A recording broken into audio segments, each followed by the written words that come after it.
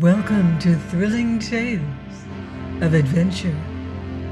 I'm Martell, reading Captain Blood by Raphael Sabatini. Chapter 19. The Meeting. As the door slammed after the departing admiral, Lord Julian turned to Arabella and actually smiled. He felt that he was doing better, and gathered from it an almost childish satisfaction. Childish in all the circumstances.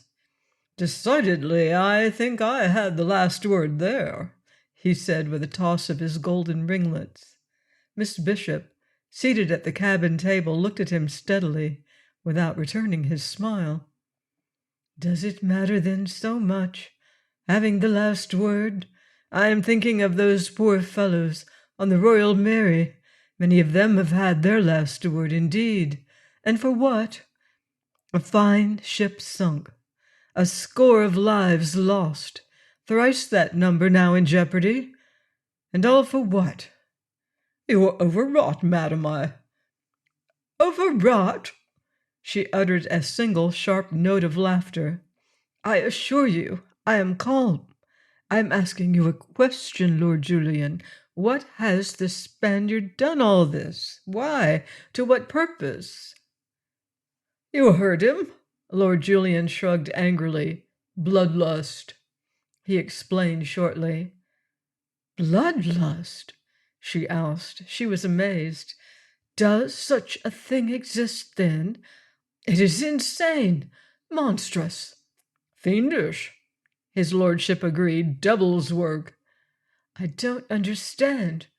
At Bridgetown 3 years ago there was a Spanish raid, and things were done that should have been impossible to men, horrible, revolting things which strain belief, which seem, when I think of them now, like the illusions of some evil dream.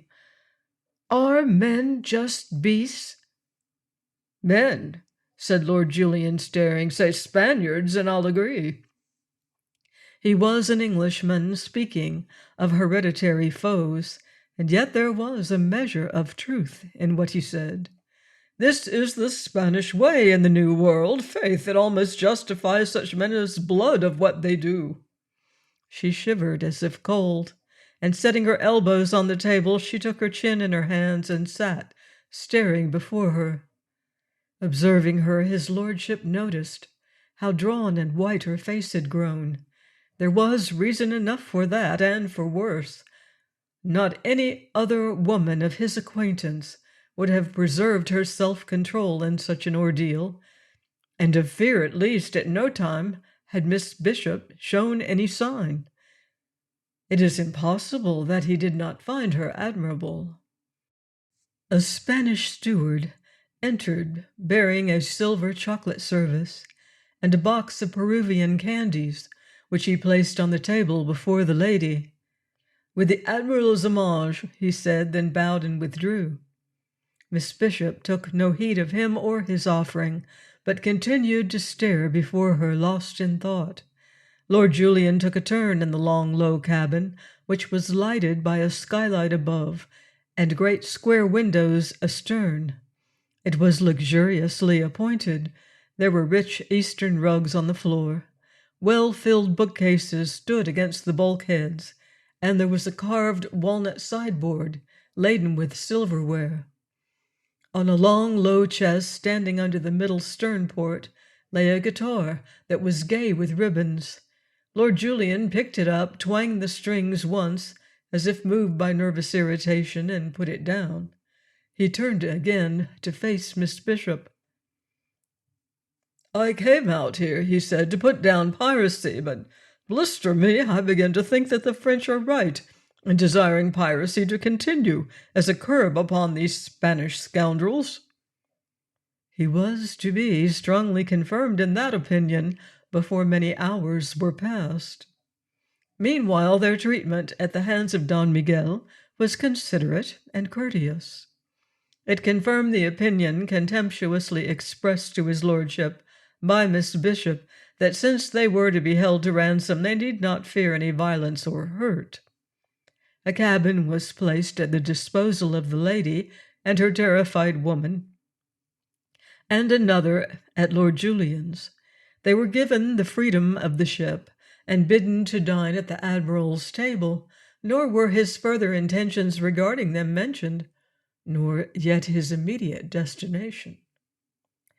The Mia Grosso, with her consort the Hidalga rolling after her, steered a south by westerly course, then veered to the southeast round Cape Tiburon, and thereafter, standing well out to sea, with the land no more than a cloudy outline to larboard, she headed directly east, and so ran straight into the arms of Captain Blood, who was making for the Windward Passage, as we know. That happened early on the following morning, after having systematically hunted his enemy in vain for a year. Don Miguel chanced upon him in this unexpected and entirely fortuitous fashion, but that is the ironic way of fortune. It was also the way of fortune that Don Miguel should thus come upon the Arabella at a time when separated from the rest of the fleet. She was alone and at a disadvantage. It looked to Don Miguel as if the luck which so long had been on Blood's side had at last veered in his own favor. Miss Bishop, newly risen, had come out to take the air on the quarter-deck, with his lordship in attendance, as you would expect of so gallant a gentleman, when she beheld the big red ship that had once been the Cinco Llagas out of Cadiz. The vessel was bearing down upon them, her mountains of snowy canvas bellying forward, the long pennon with the cross of St. George fluttering from her main trunk in the morning breeze, the gilded portholes in her red hull, and the gilded beakhead of Flash in the morning sun. Miss Bishop was not to recognize this, for that same Cinco Llagas which she had seen once before, on a tragic day in Barbados 3 years ago, to her it was just a great ship that was heading resolutely, majestically towards them, and an Englishman, to judge by the pennon she was flying. The sight thrilled her curiously. It awoke in her an uplifting sense of pride that took no account of the danger to herself in the encounter that must now be inevitable. Beside her on the poop, whither they had climbed to obtain a better view, and equally arrested and at gaze, stood Lord Julian. But he shared none of her exultation. He had been in his first sea-fight yesterday, and he felt that the experience would suffice him for a very considerable time. This, I insist, is no reflection upon his courage. "Look," said Miss Bishop, pointing. And to his infinite amazement he observed that her eyes were sparkling. Did she realize, he wondered, what was afoot? Her next sentence resolved his doubt. "She is English, and she comes resolutely on. She means to fight." "God help her, then," said his lordship gloomily. "Her captain must be mad. What can he hope to do against 2 such heavy hulks as these? If they could so easily blow the Royal Mary out of the water, what will they do to this vessel? Now look at that devil Don Miguel. He's utterly disgusting in his glee." From the quarter-deck, where he moved amid the frenzy of preparation, the admiral had turned to flash a backward glance at his prisoners. His eyes were alight, his face transfigured. He flung out an arm to point to the advancing ship and bawled something in Spanish that was lost to them in the noise of the laboring crew. They advanced to the poop rail and watched the bustle. Telescope in hand on the quarter-deck, Don Miguel was issuing his orders. Already the gunners were kindling their matches. Sailors were aloft, taking in sail. Others were spreading a stout rope net above the waist as a protection against falling spars. And meanwhile, Don Miguel had been signaling to his consort, in response to which the Hidalga had drawn steadily forward until she was now abeam of the Milagrosa, half cable's length to starboard, and from the height of the tall poop my lord and Miss Bishop could see her own bustle of preparation, and they could discern signs of it now aboard the advancing English ship as well. She was furling tops and mainsail, stripping, in fact, a mizzen and sprit for the coming action. Thus, almost silently, without challenge or exchange of signals, had action been mutually determined. Of necessity now, under diminished sail, the advance of the Arabella was slower, but it was none the less steady. She was already within saker shot, and they could make out the figures stirring on her forecastle and the brass guns gleaming on her prow. The gunners of the Mia Grossa raised their linstocks and blew upon their smoldering matches, looking up impatiently at the admiral. But the admiral solemnly shook his head. "Patience," he exhorted them. "Save your fire until we have him. He's coming straight to his doom, straight to the yardarm and the rope that have been so long waiting for him." "Step me," said his lordship, "this Englishman may be gallant enough to accept battle against such odds, but there are times when discretion is a better quality than gallantry in a commander." "Gallantry will often win, though, even against overwhelming strength," said Miss Bishop. He looked at her and noted in her bearing only excitement. Of fear he could still discern no trace. His lordship was past amazement. She was not by any means the kind of woman to which life had accustomed him. "Presently," he said, "you will suffer me to place you under cover." "I can see best from here," she answered him, and added quietly, "I am praying for this Englishman. He must be very brave." Under his breath, Lord Julian damned the fellow's bravery. The Arabella was advancing now along a course which, if continued, must carry her straight between the two Spanish ships. My lord pointed it out. "He's crazy, surely," he cried. "He's driving straight into a death trap. He'll be crushed to splinters between the two. No wonder that black-faced Don is holding his fire. In his place, I should do the same." But even at that moment, the admiral raised his hand. In the waist below him a trumpet blared, and immediately the gunner on the prow touched off his guns. As the thunder of them rolled out, his lordship saw ahead beyond the English ship, and to larboard of her, two heavy splashes. Almost at once, two successive spurts of flame leapt from the brass cannon on the Arabella's beakhead, and scarcely had the watchers on the poop seen the shower of spray, where one of the shots struck the water near them, then with a rending crash and a shiver that shook the Mia Grossa from stem to stern, the other came to lodge in her forecastle. To avenge that blow, the Hidalga blazed at the Englishman with both her forward guns, but even at that short range, between 200 and 300 yards, neither shot took effect. At 100 yards, the Arabella's forward guns, which had meanwhile been reloaded, fired again at the Mia Grossa, and this time smashed her bowsprit into splinters, so that for a moment she yawed wildly to port.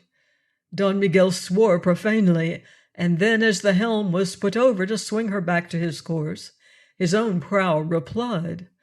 But the aim was too high, and whilst one of the shots tore through the Arabella's shrouds and scarred her mainmast, the other went again wide. And when the smoke of that discharge had lifted, the English ship was found almost between the Spaniards, her bows in line with theirs, and coming steadily on into what his lordship deemed a death trap. Lord Julian held his breath, and Miss Bishop gasped, clutching the rail before her. She had a glimpse of the wickedly grinning face of Don Miguel, and the grinning faces of the men at the guns in the waist. At last the Arabella was right between the Spanish ships, prow to poop and poop to prow. Don Miguel spoke to the trumpeter, who had mounted the quarter-deck and stood now at the admiral's elbow. The man raised the silver bugle that was to give the signal for the broadsides of both ships, but even as he placed it to his lips, the admiral seized his arm to arrest him. Only then had he perceived what was so obvious, or should have been, to an experienced sea fighter, he had delayed too long, and Captain Blood had outmaneuvered him. In attempting to fire now upon the Englishman, the Mia Grossa and her consort would also be firing into each other. Too late, he ordered his helmsman to put the tiller hard over and swing the ship to larboard as a preliminary to maneuvering for a less impossible position of attack. At that very moment, the Arabella seemed to explode as she swept by. 18 guns from each of her flanks emptied themselves at that point-blank range into the hulls of the 2 Spanish vessels. Half stunned by that reverberating thunder and thrown off her balance by the sudden lurch of the ship under her feet, Miss Bishop hurled violently against Lord Julian, who kept his feet only by clutching the rail on which he had been leaning. Billowing clouds of smoke to starboard blotted out everything, and its acrid odor, taking them presently in the throat, set them gasping and coughing. From the grim confusion and turmoil in the waist below arose a clamor of fierce Spanish blasphemies and the screams of maimed men. The Mia Grossa staggered slowly ahead, a gaping rent in her bulwarks. Her foremast was shattered, fragments of the yards hanging in the netting spread below. Her beakhead was in splinters, and a shot had smashed through into the great cabin, reducing it to wreckage. Don Miguel was bawling orders wildly and peering ever and anon through the curtain of smoke that was drifting slowly astern, in his anxiety to ascertain how it might have fared with the Hidalga. Suddenly and ghostly at first, through that lifting haze, loomed the outline of a ship. Gradually the lines of her red hull became more and more sharply defined as she swept nearer with poles all bare, save for the spread of canvas on her sprit. Instead of holding to her course, as Don Miguel had expected she would, the Arabella had gone about under cover of the smoke, and sailing now in the same direction as the Mia Grossa was converging sharply upon her across the wind, so sharply that almost before the frenzied Don Miguel had realized the situation, his vessel staggered under the rending impact with which the other came hurtling alongside. There was a rattle and a clank of metal as a dozen grapnels fell and tore and caught in the timbers of the Mia Grossa, and the Spaniard was firmly gripped in the tentacles of the English ship. Beyond her, and now well astern, the veil of smoke was rent at last, and the Hidalga was revealed in desperate case. She was bilging fast, with an ominous list to larboard. It could be no more than a question of moments before she settled down. The attention of her hands was being entirely given to a desperate endeavor to launch the boats in time. Of this Don Miguel's anguished eyes had no more than a fleeting but comprehensive glimpse before his own decks were invaded by a wild, yelling swarm of boarders from the grappling ship. Never was confidence so quickly changed into despair. Never was hunter more swiftly converted into helpless prey, for helpless the Spaniards were. The swiftly executed boarding maneuver had caught them almost unawares in the moment of confusion following the punishing broadside they had sustained at such short range. For a moment there was a valiant effort by some of Don Miguel's officers to rally the men for a stand against these invaders, but the Spaniards, never at their best in close-quarter fighting, were here demoralized by knowledge of the enemies with whom they had to deal. Their hastily formed ranks were smashed before they could be steadied, driven across the waist to the break of the poop on the one side and up to the forecastle bulkheads on the other. The fighting resolved itself into a series of skirmishes between groups, and whilst this was doing above, another horde of buccaneers swarmed through the hatch to the main deck below to overpower the gun crews at their stations there. On the quarter-deck, towards which an overwhelming wave of buccaneers was sweeping, led by a one-eyed giant who was naked to the waist, stood Don Miguel, numb by despair, and rage. Above and behind him, on the poop, Lord Julian and Miss Bishop looked on, his lordship aghast at the fury of this cooped-up fighting, the lady's brave calm, conquered at last by horror, so that she reeled there sick and faint. Soon, however, the rage of that brief fight was spent. They saw the banner of Castile come fluttering down from the masthead. A buccaneer had slashed the halyard with his cutlass. The boarders were in possession, and on the upper deck groups of disarmed Spaniards stood huddled now like herded sheep. Suddenly Miss Bishop recovered from her nausea, to lean forward, staring wild-eyed, whilst, if possible, her cheeks turned yet a deadlier hue than they had been already. Picking his way daintily through that shambles in the waist, came a tall man with a deeply tanned face that was shaded by a Spanish headpiece.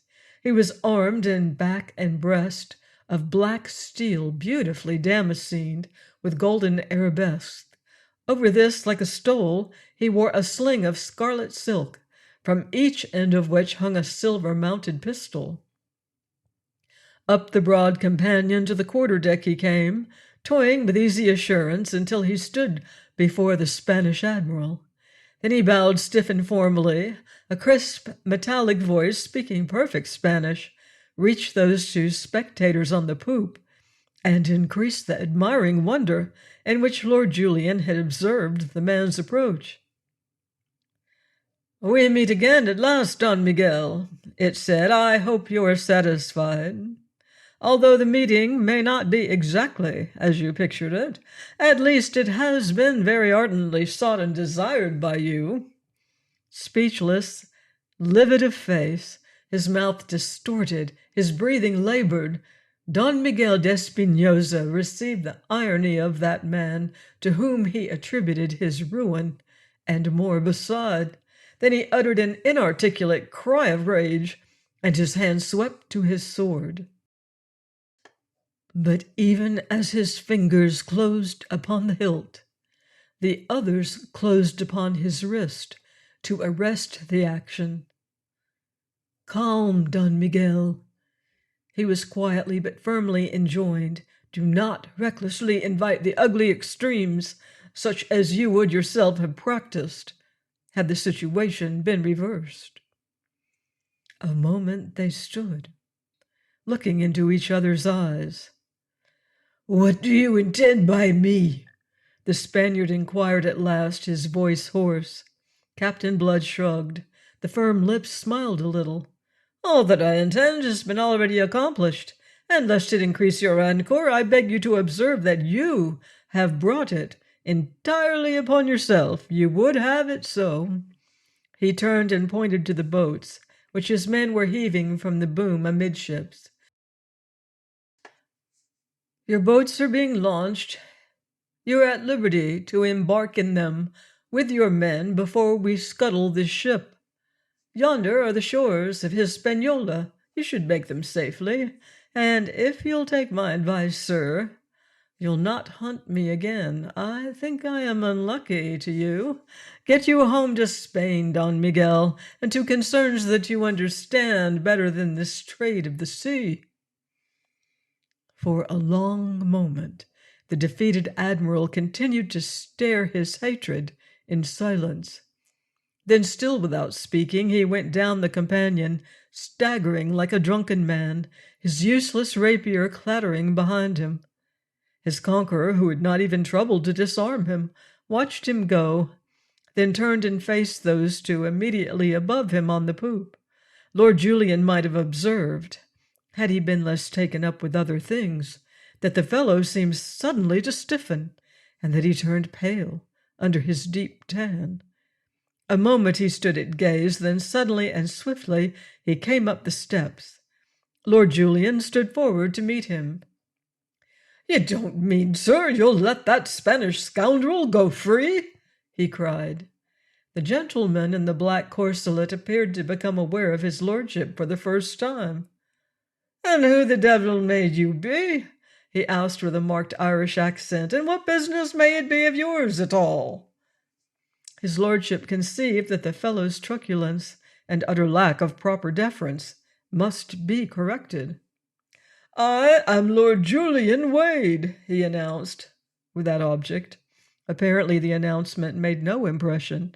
"Are you indeed? Then perhaps you'll explain what the plague you're doing aboard this ship." Lord Julian controlled himself to afford the desired explanation. He did so shortly and impatiently. "He took you prisoner, did he, along with Miss Bishop there?" "You're acquainted with Miss Bishop?" cried his lordship, passing from surprise to surprise. But this mannerless fellow had stepped past him and was making a leg to the lady, who on her side remained unresponsive and forbidding to the point of scorn. Observing this, he turned to answer Lord Julian's question. "I had that honor once," said he, "but it seems that Miss Bishop has a shorter memory." His lips were twisted into a wry smile, and there was pain in the blue eyes that gleamed so vividly under his black brows, pain blending with the mockery of his voice. But of all this it was the mockery alone that was perceived by Miss Bishop, and she resented it. "I do not number thieves and pirates among my acquaintance, Captain Blood," said she, whereupon his lordship exploded in excitement. "Captain Blood?" he cried. "Are you Captain Blood?" "What else were you supposing?" Blood asked the question wearily, his mind on other things. "I do not number thieves and pirates among my acquaintance." That cruel phrase filled his brain, re-echoing and reverberating there. But Lord Julian would not be denied. He caught him by the sleeve with one hand, whilst with the other he pointed after the retreating, dejected figure of Don Miguel. "Do I understand that you're not going to hang that Spanish scoundrel?"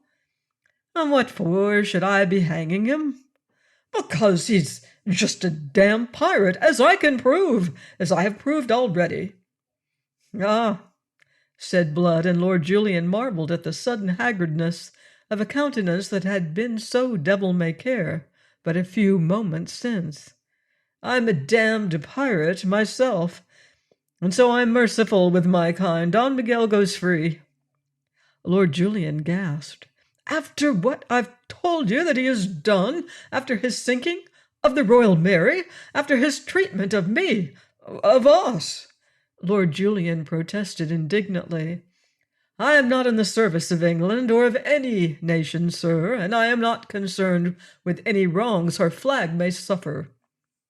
His lordship recoiled before the furious glance that blazed at him out of Blood's haggard face. But the passion faded as swiftly as it had arisen. It was in a level voice that the captain added, "If you'll escort Miss Bishop aboard my ship, I shall be obliged to you. I beg that you'll make haste. We are about to scuttle this hulk." He turned slowly to depart, but again Lord Julian interposed. Containing his indignant amazement, his lordship delivered himself coldly. "Captain Blood, you disappoint me. I had hopes of great things for you." "Go to the devil," said Captain Blood, turning on his heel, and so departed. Please join me next time for another exciting chapter of Captain Blood by Raphael Sabatini, here on Thrilling Tales of Adventure.